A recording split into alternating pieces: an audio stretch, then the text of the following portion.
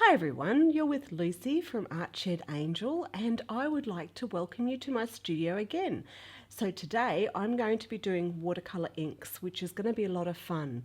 So I'm just going to do 4 different techniques that you can do with watercolour inks that you can do in any projects you've got. So I'd also like to say, if you like my videos, please make sure you press that subscribe button and click that bell so that you know when I'm going to put more videos up. I'm also going to be launching very soon my new Lucy's Craft Cafe, which is going to be lots of different projects and kits and that'll be available with online classes. So please make sure that you follow me with that. There's a link below to Artshed Angel on Facebook and you will find more information there. There's also our Facebook group, which is Live Art Journaling and Self-Development, where I do a live video every week, and so does Jolene Payne. So let's get started.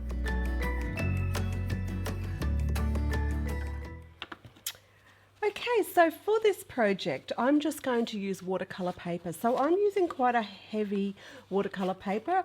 Really any would do, but I'm going to use a 300 GSM watercolour paper. And I'm going to just stick it down. So I'm going to do a few, 4 different things here.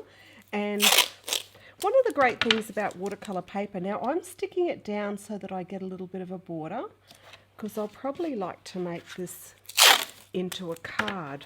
So I'm just putting a little sort of even edge around, and I'm putting it onto this so that I've just got something firm to work on.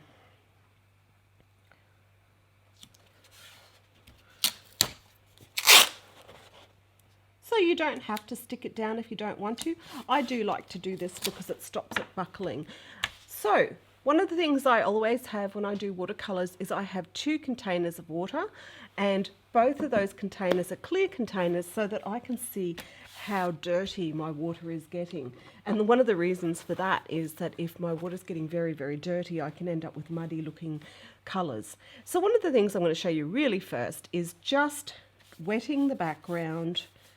And I'm actually quite soaking the background. Okay, there's a lot of water on here. You can, if you soak the background front and back, you'll get less bowing.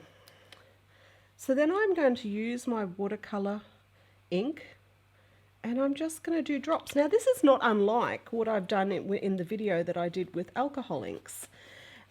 These inks work very similar on watercolour paper, so long as they have that nice amount of water to float on. And the great thing about this now is I can let it run. That's one of the reasons I've got it on this board, so that I can allow this to run. And you can see that we're starting to get some really lovely colours happening there where they join together. Now I'm going to add some ultramarine. Now the ultramarine's very, very dark and you only need the tiniest bit of it. So I'm going to then give that a bit of a spread. Okay, so you can see it's like a darker inky colour. And with that you can also use your brush to thin it out a little bit. And also drops of water. So I'm just doing a very kind of, I suppose, celestial kind of background here, and you can see where the green hits the yellow. We end up with that beautiful, almost turquoisey colour. So this is just a very, very simple background using the watercoloured inks. Now I let it roll around a bit. Now you might end up say, well, there's dark bits I don't want. But now what I'm going to do is I'm going to take some rice and throw this rice on top. Now you'll see the end of this at the end of the video. So I'm using quite a bit of rice. Okay. So now I'm going to let that dry for a little while I show you something else. Okay, so this one here I'm not going to stick down because I'm not going to get it wet yet. So what I'm going to do is you can use matte medium or gloss medium, or you can use clear. What you want is a clear kind of medium. So I've put a little bit of clear down, and I have this stamp here, which is a locket. And I'm going to take this stamp and I'm going to stamp it on the background. Now you can just barely see where it is, so just be careful. I want to do a random background using this, but I don't want to overlap them. Although it wouldn't matter if I did. So I don't know if you can see that, but I'm ending up with the locket on here. Now I'm going to take my heat gun and dry it off. Okay, so I've used my heat gun to dry this off, and now I'm going to wet it down again.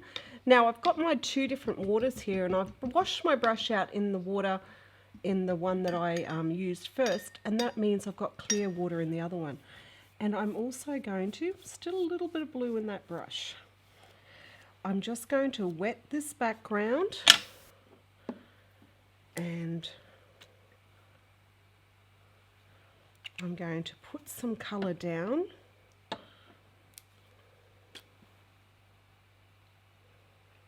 Now this is the purple and the amethyst, and it's so dark. So what I'm going to do is use my brush to spread the colour. And you can see how magically these are all starting to appear. So it's kind of a resist technique, but this is such a lovely way to do a background. So I'm going to put some more of the pink and maybe even a little bit of the blue on here. Now again, some of these watercolour inks are so strong that you really only need to use the smallest amount, so don't go over the top because you're just wasting it. Now this one here, I'm doing some strokes.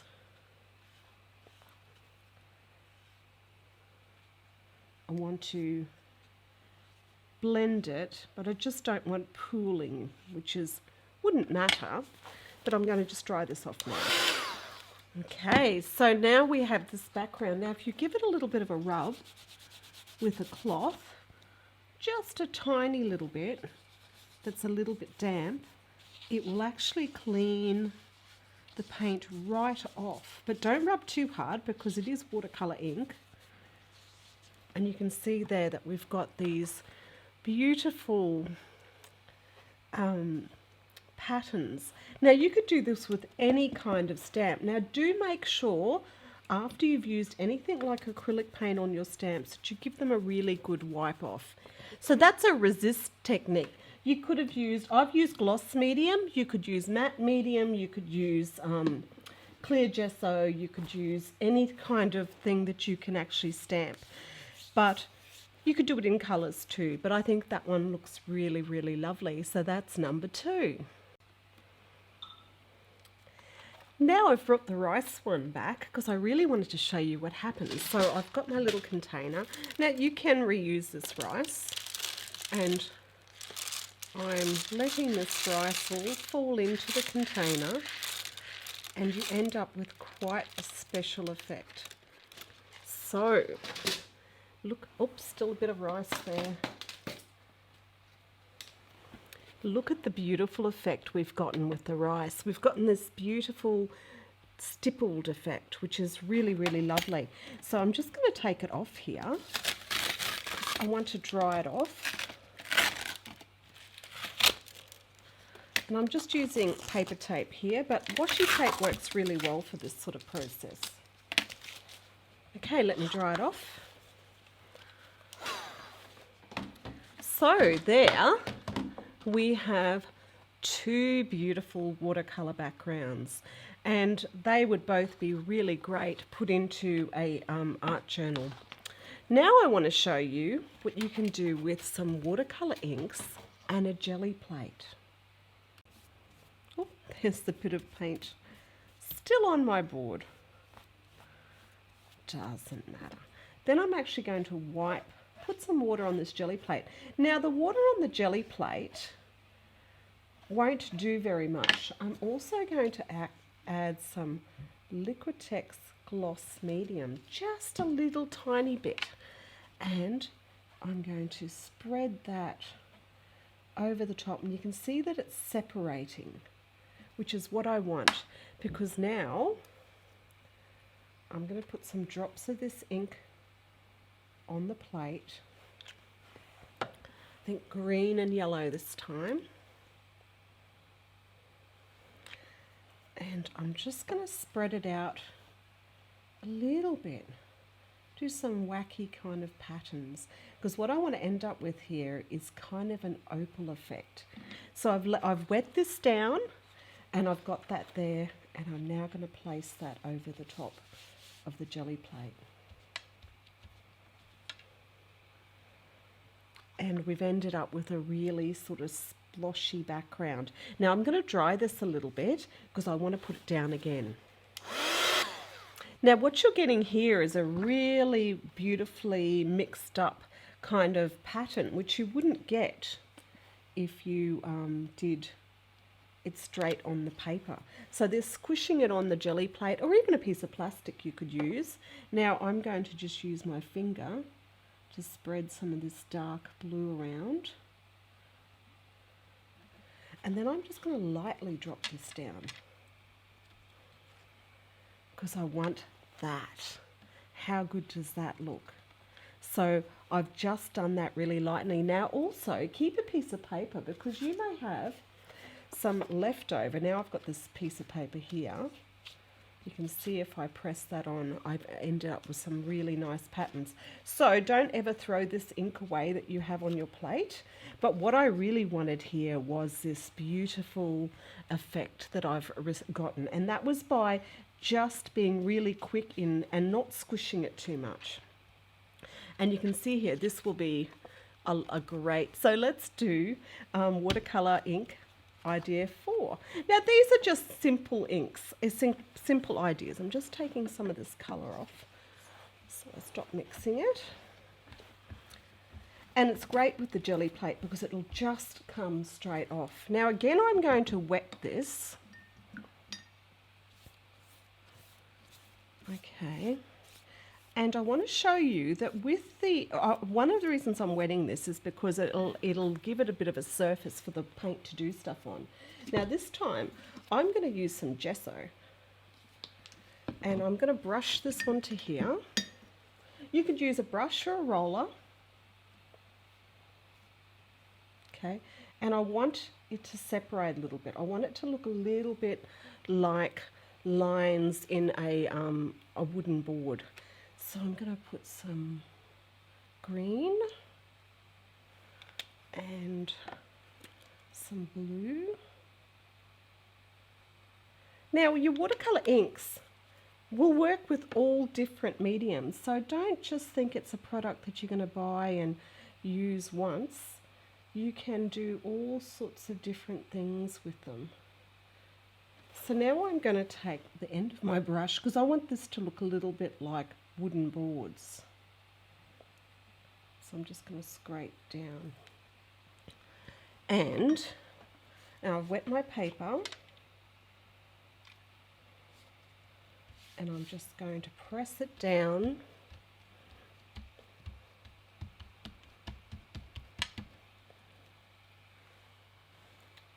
And look at the beautiful results we've got there. So that's just using the jelly plate. Now, because the colours are in lines, if I do this way, now we should get a little bit of a crisscross pattern happening. So that's a really nice way. Now I've got a heap of paint left on there, so I'm just going to get a piece of paper, because you don't want to waste it. So this is just paper out of a book. And I use all these bits for my different journal work. So that's a really beautiful pattern. Okay, and I could just put a little bit of yellow on here. This is the thing when you do this mixed media kind of work, you start thinking to yourself, oh, just add a little bit of this and a little bit of that. So that's one of the reasons I'm now starting my craft cafe, because I really want to do some classes and show people some lovely things to do. So here I've just added my ink. Now you would not have thought to use watercolor ink over the top of an acrylic paint or a gesso, but what you can use these inks to color your paint. You can use these inks to color things like modeling compound. So if you wanted to do something on your paper with modeling compound, you could absolutely do it over the top of that. So I'm just going to put that back over the top and pick up that little bit of yellow. And you can see I've just picked up those little bits of yellow. So these are just really, really simple things to do, but I just wanted to show you that you could do a resist technique and that you could do it mixing with other techniques. Make sure you've always got your little lids shut. So I'll just get them all together and show you what we have made. So the first thing I'm going to do is tip this rice off here. Look at all this beautiful coloured rice. And we haven't gotten a lot of effect in this one, but there's a little bit of stippling that I can see there. So from this, we have created some really lovely backgrounds. And they were all using the watercolor inks. Now, watercolor inks are different to acrylic inks. You do need to make sure that if you wet them back down again, they will bleed again. So I'll just quickly show you that. So if you wet watercolor ink down, it will re-blend. So that is a useful thing. So just remember that if you want to do any kind of painting over the top of this, that you need to give it a bit of a seal first, or you could stamp over the top of it. So thank you very much. I hope you enjoy it. I hope you give this a go. It certainly is a little bit of fun, and I think I'm going to do some dragonflies in this one. Thanks a lot.